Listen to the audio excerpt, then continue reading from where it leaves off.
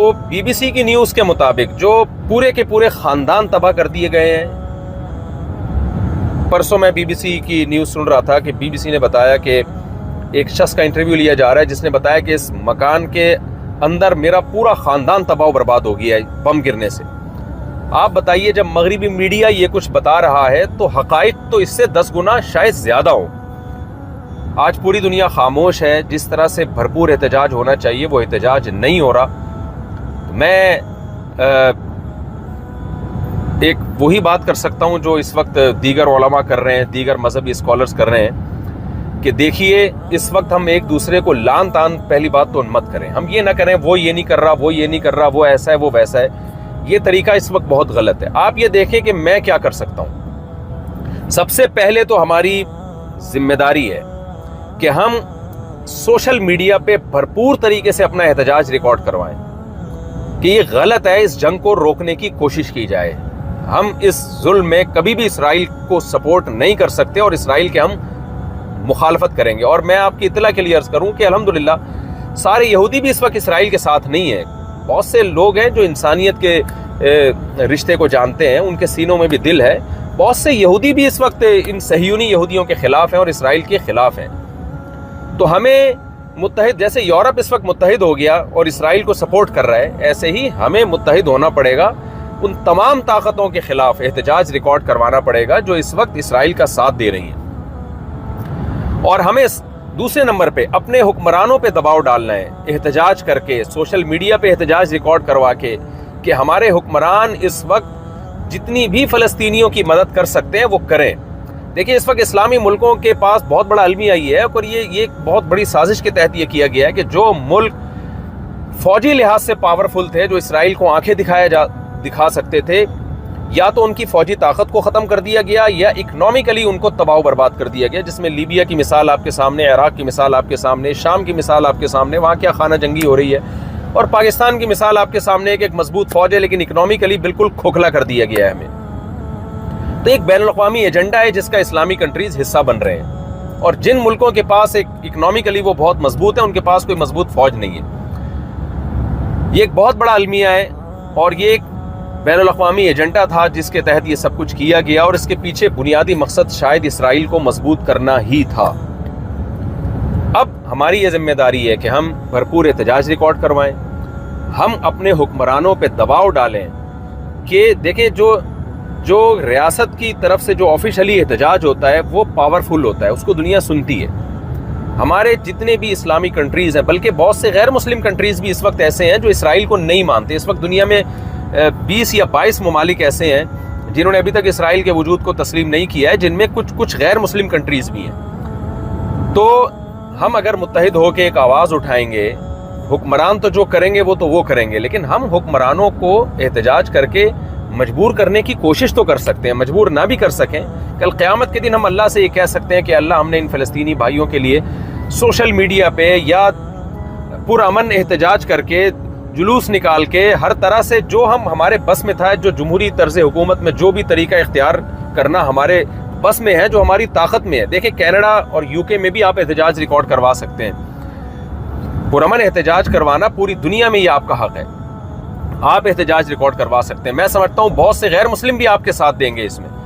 تو کم از کم اس سے فلسطینی بھائیوں کو جو غزہ میں بمباری کا شکار ہے ان کو یہ تسلی تو ہوگی کہ کوئی ہمارے غم میں رونے والا ہے. مظلوم کے لیے یہ تسلی بھی ایسے موقع پہ بہت ہوتی ہے جب ساری دنیا نے مظلوم کو نہتا چھوڑ دیا ہو. یہ تسلی کہ کوئی ہمارے آنسوؤں میں ہمارے ساتھ رونے والا ہے, ہمارے آنسوؤں میں ہمارے ساتھ کوئی شریک ہے. دوسرا کام ہم نے یہ کرنا ہے. تیسرا کام ہم نے یہ کرنا ہے کہ جس طرح سے بھی غزہ کے مظلوموں تک ہمارے لیے مدد پہنچانا, ان کے زخمیوں کے علاج کے لیے, ان کے بھوکوں کو کھانا کھلانے کے لیے, ان کو کسی بھی طرح سے سپورٹ کرنے کے لیے ہمارے لیے مدد پہنچانا ممکن ہو, تو ہمیں مدد کا وہ طریقہ اس وقت بھرپور طریقے سے استعمال کرنا چاہیے.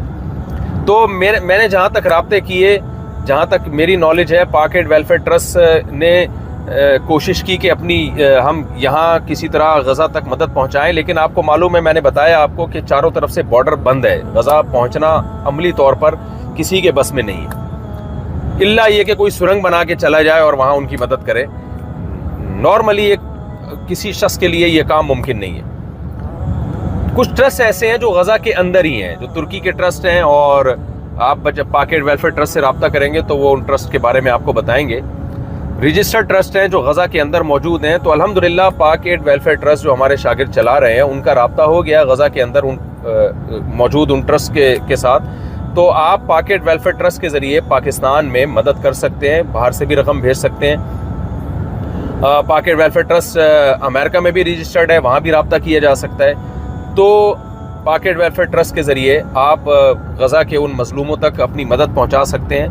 یہ میں سمجھتا ہوں کہ ایک یوں سمجھیں کہ جیسے واقعہ مشہور ہے نا کہ ابراہیم علیہ السلام کی آگ بجھانے کے لیے ایک پرندہ جو ہے وہ چونچ میں پانی لے کر آتا تھا, اور اس سے کہا گیا کہ یہ تو کیسے پانی بجھا سکتا ہے, اس سے آگ کیسے بجھا سکتا ہے. تو اس نے کہا کہ قیامت میں اللہ کو بتا تو سکوں گا کہ اللہ جو میرے بس میں تھا وہ میں نے کیا. یہ واقعہ مستند ہے یا نہیں ہے, لیکن اس سے جو سبق ملتا ہے وہ بہرحال وہ سبق بالکل ٹھیک ہے. تو ہم اس وقت فی الحال یہی کچھ کر سکتے ہیں. میری رائے یہ ہے کہ ایک تو ہم بھرپور طریقے سے احتجاج ریکارڈ کروائیں. جو لوگ اس وقت اسرائیل کا ساتھ دے رہے ہیں, جو ممالک اسرائیل کا ساتھ دے رہے ہیں, ان کے خلاف بھی احتجاج ریکارڈ کروانا چاہیے. اور تیسرے نمبر پہ ہمیں اپنے حکمرانوں پہ دباؤ ڈالنا چاہیے کہ وہ بھرپور طریقے سے فلسطین میں جو مظلوم ہیں, غزہ کے مظلوم اس وقت, ان کی مظلومیت پہ بھرپور طریقے سے بین الاقوامی سطح پہ آواز اٹھائیں اور اس ظلم کو روکنے کی کوشش میں اپنا بھرپور حصہ ڈالیں.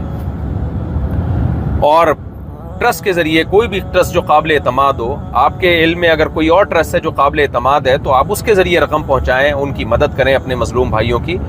لیکن ایک بات خوب ذہن میں رکھیں کہ جب بھی اس طرح کے واقعات ہوتے ہیں تو اس میں 2 نمبر لوگ بھی بیچ میں کود جاتے ہیں, جو لوگوں کے جذبات سے ناجائز فائدہ اٹھاتے ہیں. زلزلہ میں, سیلاب جب بھی ملک میں آیا, اس طرح کے ڈیزاسٹر میں ہم نے دیکھا کہ کچھ فراڈی لوگ بھی بیچ میں آ جاتے ہیں. تو جو بھی قابل اعتماد ادارے ہیں آپ ان کے ذریعے وہاں تک مدد پہنچانے کی کوشش کریں. تو الحمدللہ پاک ایڈ ویلفیئر ٹرسٹ نے اس کا انتظام کیا ہے, تو آپ پاک ایڈ ویلفیئر ٹرسٹ سے رابطہ کر سکتے ہیں. اسی ویڈیو کے آخر میں ان کا لنک موجود ہے, اور وہ کن ٹرسٹوں کے ذریعے غزہ تک مدد پہنچا رہے ہیں ان ٹرسٹوں کا بھی آپ پاک ایڈ ویلفیئر ٹرسٹ سے ان کے بارے میں بھی آپ پوری معلومات ان سے لے سکتے ہیں. ہم دعا گو ہیں کہ اللہ ہمارے فلسطینی بھائیوں کی مدد فرمائے, اور اگر اس جنگ کو نہ روکا گیا بین الاقوامی دنیا نے تو یہ تیسری جنگ عظیم کی طرف معاملات جا سکتے ہیں. اس سے پہلے اللہ ہمارے حکمرانوں کو بھی ہدایت عطا فرمائے, جو جس قوت کے ساتھ احتجاج کرنا چاہیے شاید اس قوت کے ساتھ وہ احتجاج نہیں کر رہے ہیں. ہمارے جتنی بھی مسلم کنٹریز کے حکمران ہیں ان کو اللہ تعالیٰ بھرپور طریقے سے احتجاج کرنے کی اور اپنا جو حقیقی فرض بنتا ہے اس فرض کو ادا کرنے کی اللہ توفیق عطا فرمائے, اور بین الاقوامی دنیا کو بھی اپنا فرض نبھانے کی توفیق عطا فرمائے. ورنہ یہ وار اگر نہ روکی اور اسی طرح سے, کیونکہ سوویت یونین اور وہ کنٹریز جو اس وار کے اگینسٹ ہیں وہ پھر ہو سکتا ہے کہ عالمی طاقتوں سے خود ہی لڑنا شروع کر دیں, اور نتیجہ یہ نکلے کہ آپ کو پتہ ہے اس وقت سوویت یونین کی یوکرائن سے بھی جنگ ہو رہی ہے. تو دنیا میں ایسا لگتا ہے کہ دوبارہ جنگوں کا آغاز ہو گیا ہے. تو اگر غزہ کی اس لڑائی کو روکنے کی نہ کوشش کی گئی اور یہودی کے ہاتھ کو پکڑنے کی نہ کوشش کی گئی, اسے اس ظلم سے روکنے کی نہ کوشش کی گئی, اسرائیل کے یہودیوں کو جو اس ظلم میں اسرائیل کے ساتھ دے رہے ہیں ان کا ہاتھ اگر پکڑنے کی کوشش نہ کی گئی, تو پوری دنیا جو ہے یہ حالات جو ماہرین بتا رہے ہیں, جو دنیا پہ نظر رکھتے ہیں, تجزیہ نگار ہیں, وہ بتا رہے ہیں کہ تیسری جنگ عظیم کی طرف یہ معاملات جا سکتے ہیں. تو ہم نے پوری دنیا میں کوشش کرنی ہے کہ انسانوں کا خون نہ ہو, چاہے وہ مسلم ہو غیر مسلم ہو. ہم نے انسانیت کو سامنے رکھ کر دنیا کو تیسری جنگ عظیم میں دھکیلنے سے مل کر روکنے کی کوشش کرنی ہے. اور اس کے لیے ہم سب کو, تمام دنیا کے تمام کنٹریز کو, چاہے وہ مسلم ہو غیر مسلم ہو, ہمیں اسرائیل کا ہاتھ روکنا پڑے گا, چاہے شرافت سے روکنا پڑے یا بزور بازو روکنا پڑے. تمام ممالک کو اپنا اس میں کردار ادا کرنا پڑے گا. اگر اسرائیل کو اس جارحیت سے نہیں روکا تو وہی کچھ ہوگا جو پہلی 2 جنگوں میں ہو چکا ہے. اللہ تعالی ہم سب کو ہدایت عطا فرمائے اور انسانیت پہ ہمیں ترس کھانے کی توفیق عطا فرمائے. وما علینا الا البلاغ.